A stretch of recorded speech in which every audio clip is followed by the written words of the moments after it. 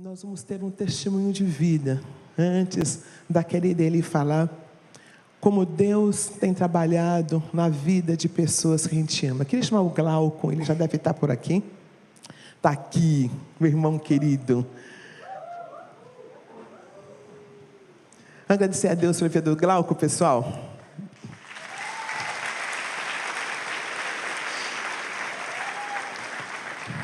Um menino que chegou aqui, que tem cativado os nossos corações. Não tem coisa mais linda do que ver Deus trabalhando na vida de outras pessoas. Não tem coisa mais linda do que caminhar com homens e mulheres que amam a Deus, que foram tocados pela graça, pela misericórdia de Deus, que não só tem um conhecimento de cabeça, mas tem um conhecimento de braço, de amor, que tem um servir que abençoa a comunidade. Que a graça dele atinja os nossos corações, a ouvir as histórias de vida. Pai amado, que honra a nossa, que privilégio de ver o teu Santo Espírito trabalhando nas nossas vidas.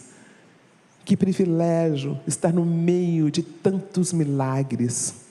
Que privilégio ver pessoas de 70 anos que fazem balé. Que privilégio ver pessoas que o mundo disse: esse não tem jeito. E o Senhor faz aqueles milagres que deixam a gente atônito. Muito obrigada pelo Evangelho de Jesus de Nazaré. Cuida dos nossos corações. Cuides do coração, Senhor, desse querido que vai partilhar em nome de Jesus. Amém. Obrigado pela confiança.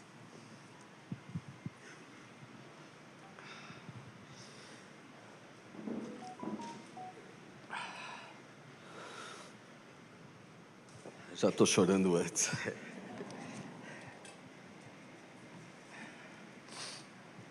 Toda honra e toda glória e todo louvor seja dado a Jesus Cristo. Boa tarde. Sou um filho amado de Deus, em processo de recuperação de alcoolismo, dependência química e defeitos de caráter. Meu nome é Glauco Valério.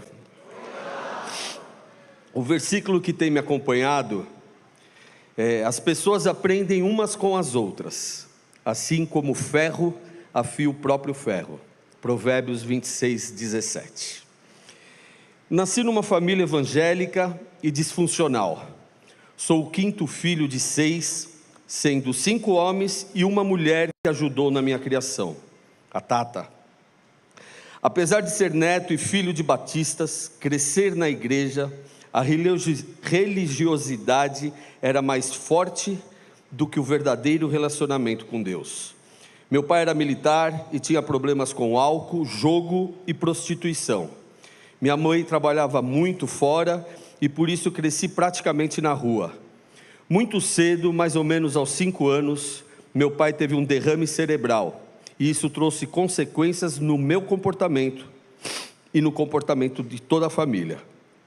Pouco tempo depois, ele teve outro derrame, piorando muito a vida dele e a da família.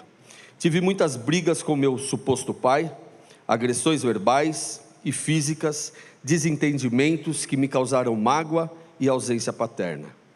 Entre 8 e 9 anos, nas festas familiares, foi introduzido o álcool e o cigarro na minha vida. Aos 12, a maconha. Aos 15, a cocaína. E aos 21, o crack. Fatores que me seguiram durante 40 anos.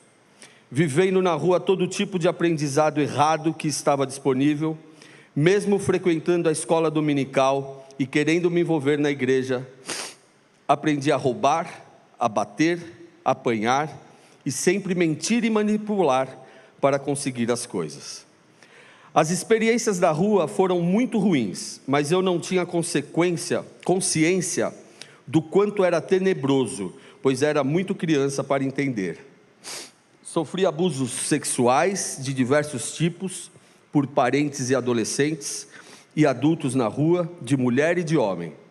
O aprendizado da marginalidade, mentindo para tudo, roubando dentro e fora de casa e os vícios só aumentando.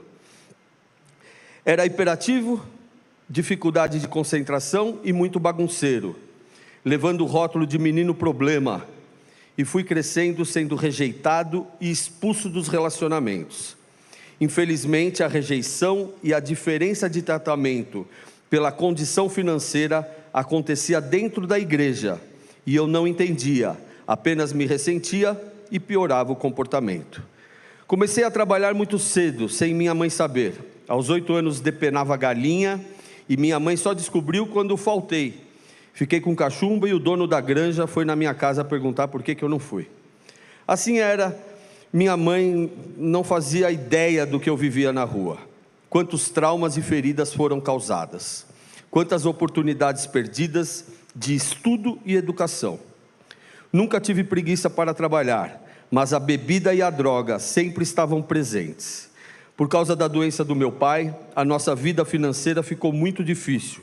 Dentro de casa, o ambiente entre os irmãos também era distante. Muita mentira, roubo e brigas. Na adolescência, tudo isso se potencializou. Eu era mais malandro, mais independente, e apesar de ainda tentar participar dos eventos na igreja com os adolescentes, o preconceito era grande e as diferenças de tratamentos maiores ainda. Mas havia uma adolescente que fazia parte da elite, uma gata, só que não tinha atitude preconceituosa e protegia os injustiçados, e no caso eu era um forte candidato à proteção. Seu nome é Adriana Gioia.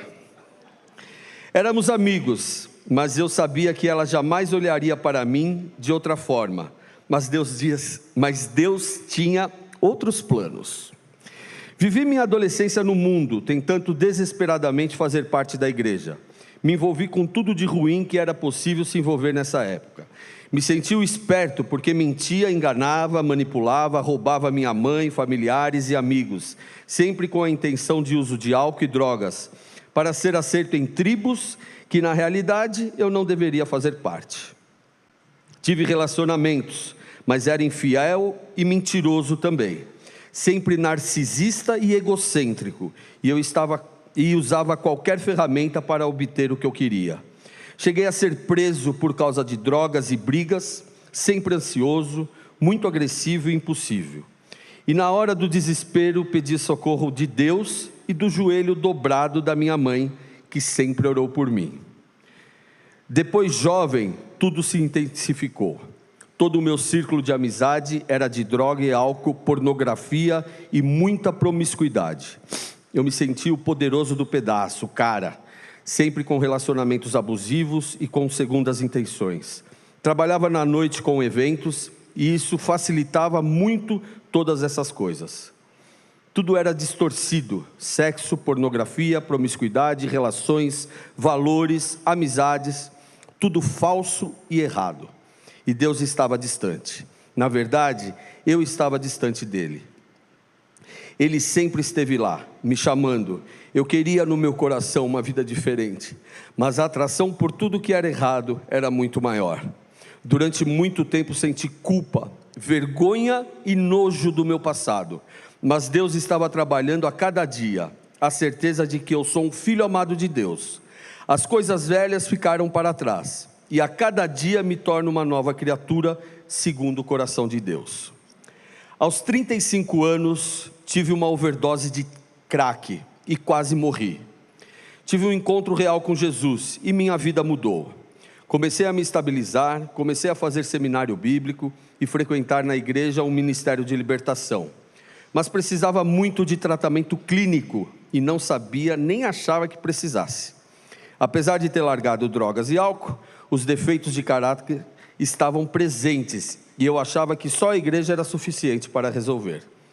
Disse a Deus que queria uma família, e então reencontrei a Adriana Gioia, e o meu sentimento por ela foi explosivo, só que dessa vez, depois de algumas flores e declarações, ela olhou para mim, e de uma forma surreal, em 1 ano namoramos, noivamos e casamos, e eu assumi a Bia como minha filha, e é assim que eu sinto no meu coração. Inicialmente tudo caminhava bem, aparentemente,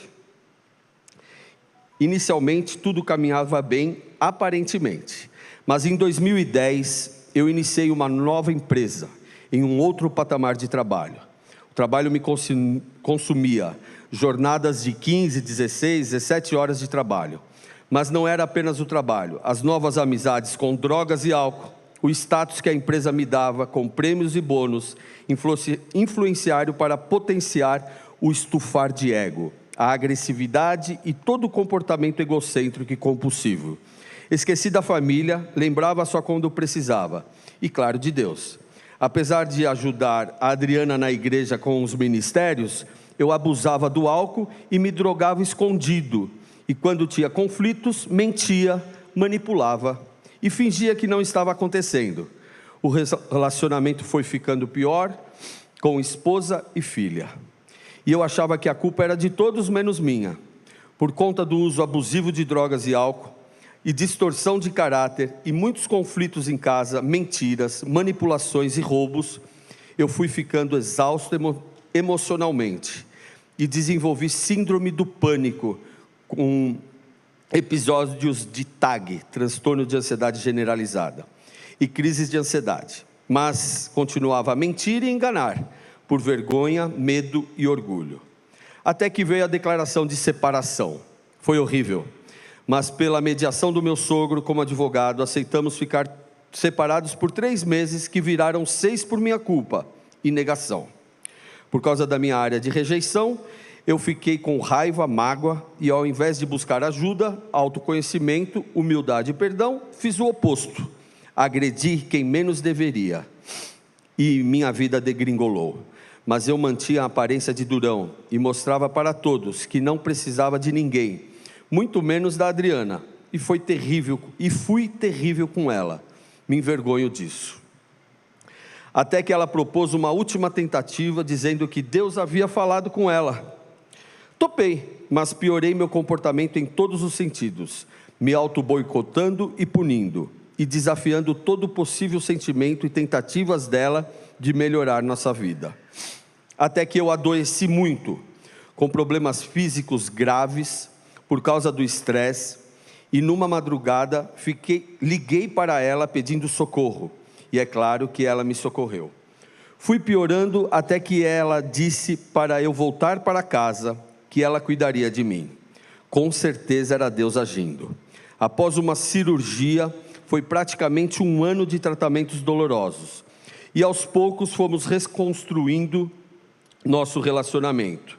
Eu prometi que iria me afastar das drogas, e realmente queria, mas isso não aconteceu, principalmente depois de saber que meu sobrinho amado, que eu criei como filho, e coloquei dentro da minha casa, e dizendo para ele que a Bia não era prima de sangue dele, mas era para ele proteger ela. Em vez disso, ele abusou dela desde os 12 anos, e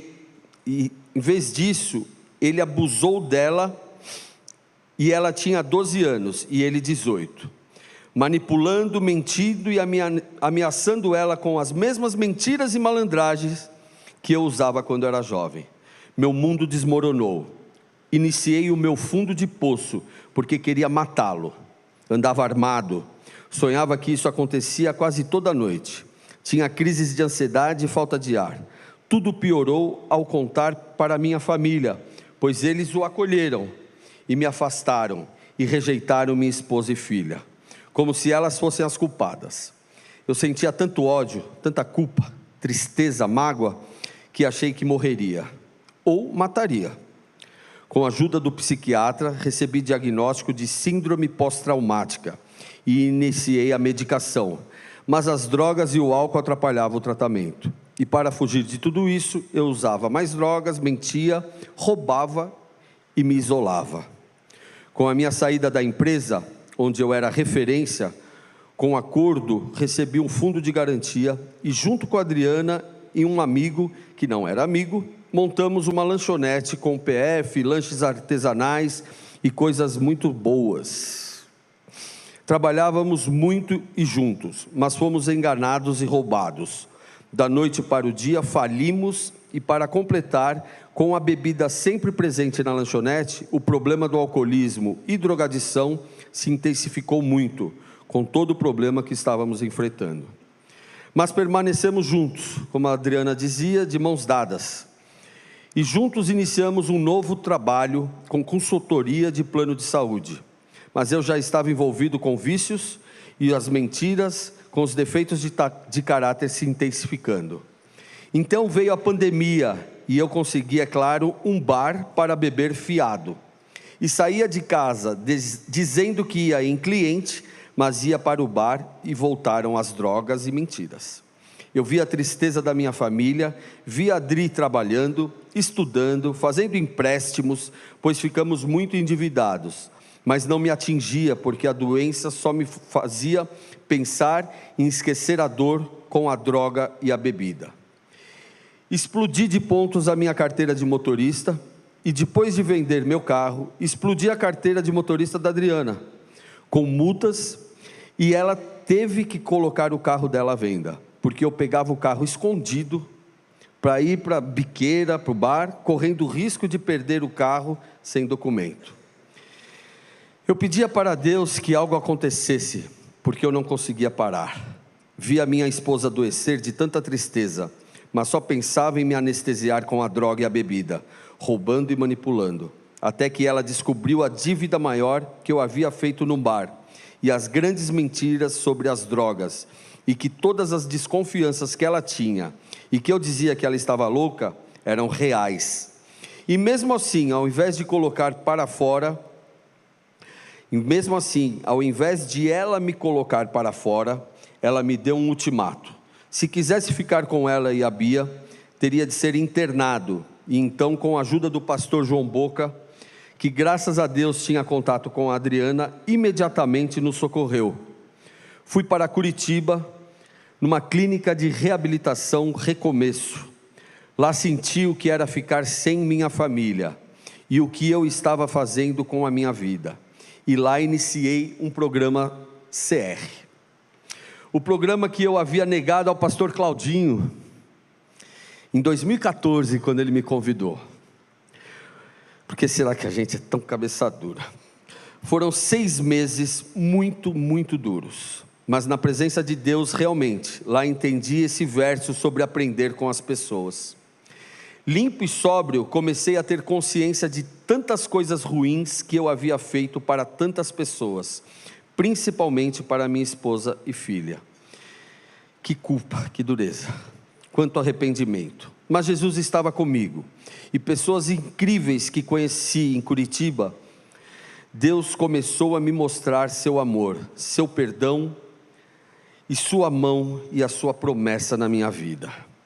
A Adriana teve a ajuda do meu sogro e cunhados, que são bênção na minha vida, porque apesar do que eu havia feito, me apoiaram. Pela primeira vez em 40 anos, eu estava totalmente limpo da bebida, da droga e do cigarro.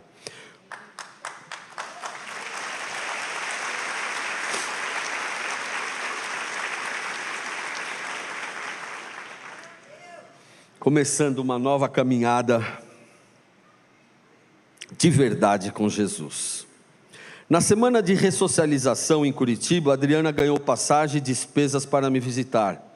Ficamos juntos pela primeira vez desde que havia ido para Curitiba. E eu tive que criar coragem e confessar muitas mentiras que ela já sabia e outras que a chocaram. 96% dos pacientes de clínica terapêutica, a esposa decide separar e largar ele. E a minha esposa decidiu caminhar no processo de perdão e me dar uma chance. Foram muitas feridas que eu causei, e naquele dia eu pedi que ela ficasse comigo, e prometi que tentaria curar as feridas com minhas atitudes, mas que só com Jesus eu poderia fazer isso, e essa era a minha escolha. Ao retornar para São Paulo, tinha que começar tudo do zero, pois havia perdido emprego, por não me empenhar, por conta dos vícios, e queria muito continuar o programa CR, e viemos para Ibabe. Por conta da orientação da clínica, a Adriana tinha que me acompanhar pelo menos um ano, e começamos juntos a frequentar o CR. Tudo estratégia de Deus. E então no CR eu comecei a entender como é ser um filho amado de Deus. Vi a dor de outros e comecei a ganhar novos amigos. Aprendi a falar num ambiente seguro, sem ser julgado. Aprendi a ouvir e enxergar que não sou o centro do mundo. E na hora do lanchinho delicioso, eu encontrava a Adriana com o rosto inchado de tanto chorar. E me dizia: estou impactada com tanta dor e sofrimento, com a coragem das mulheres de contar e como se identificava com a partilha delas. Nos inscrevemos para o grupo de passos. Apesar da Adri não querer muito, ela acatou para me apoiar. Logo eu me ofereci para o voluntariado, porque sempre tive o coração para servir, mas muitas vezes pela necessidade de ser reconhecido e elogiado. Só que dessa vez entendia que era para o meu tratamento, era para Deus.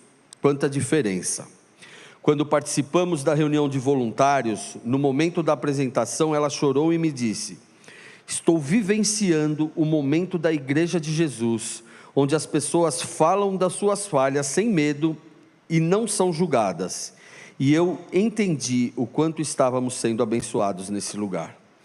Para completar, veio o CR Vôlei. Uma satisfação enorme de fazer esporte junto com a esposa. Um esporte terapêutico, onde aprendo a cada semana sobre minha recuperação, integração, amizade, comunhão, não brigar, não criticar o erro do outro. Então um dia, um dos amigos do meu grupo de passos me chamou para tomar um café e conversar. No final da conversa, ele disse que tinha feito muito bem ao coração dele essa conversa. E eu fiquei tão feliz por saber que Deus estava me tornando uma pessoa confiável e um servo dele. Me senti honrado. Deus é demais. Escolhi o princípio 1, pois impactaram a minha vida. Reconheço que não sou Deus. Admito que sou impotente para controlar minha tendência de fazer as coisas erradas e que minha vida está fora de controle. E o passo 1, admitimos que éramos impotentes perante nossas feridas, dependências e comportamentos compulsivos e que nossa vida se tornou ingovernável. Entendi o versículo. Então na angústia, gritaram por socorro, e o Senhor Deus os livrou das suas aflições. E Ele os tirou da escuridão, das trevas, e quebrou em pedaços as correntes que os prendiam. Salmo 107, 13 e 14. Deus me socorreu. Sou grato a Deus pelo CR, porque aqui hoje 3 anos, 1 mês, 9 dias e algumas horas limpo.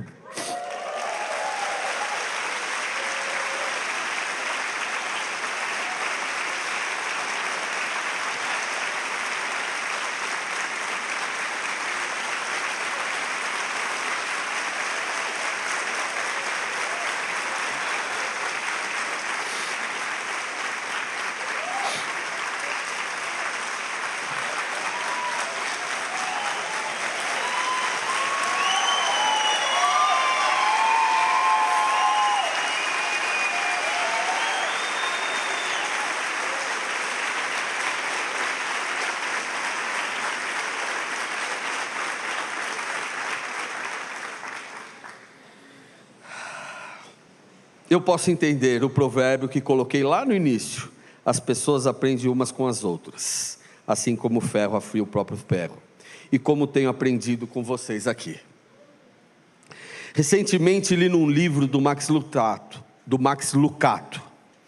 Deus te chama do jeito que você está, mas Ele se recusa a deixá-lo você assim. Foi o que eu encontrei no CR.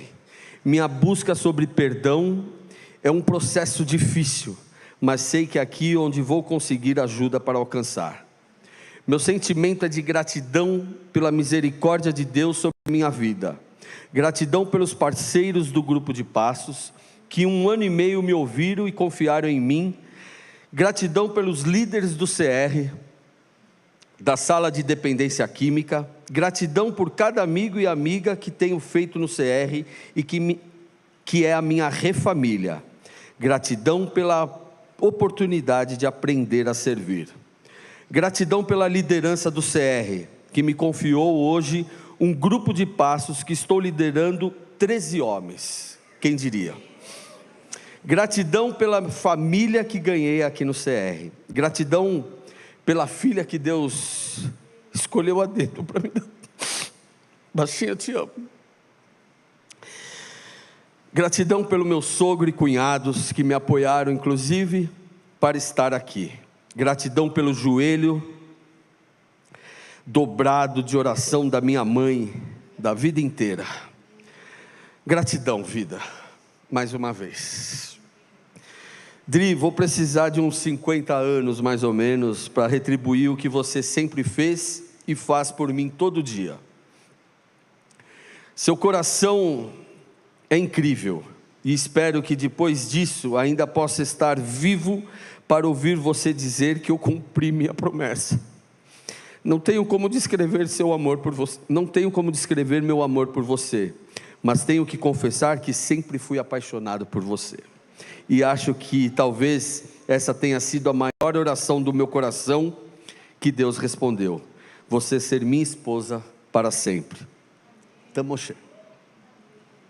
Posso dizer que Deus é Deus de amor, perdão, recomeços e de recuperação. E a minha família, eu e minha família pretendemos ficar no CR para sempre, se Deus permitir. Celebrando a recuperação em Jesus a cada dia e servindo de todo o coração. Deus abençoe e obrigado por me ouvir.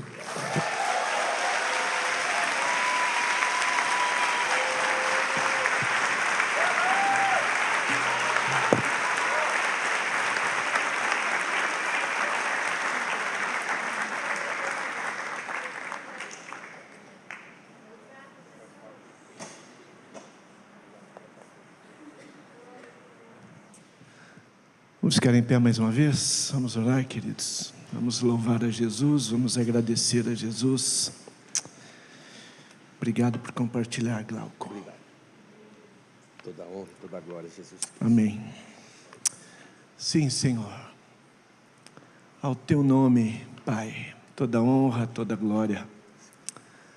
Ao teu nome, Jesus de Nazaré, nosso Senhor, nosso Salvador, nosso poder superior, toda honra, toda glória, nossa gratidão.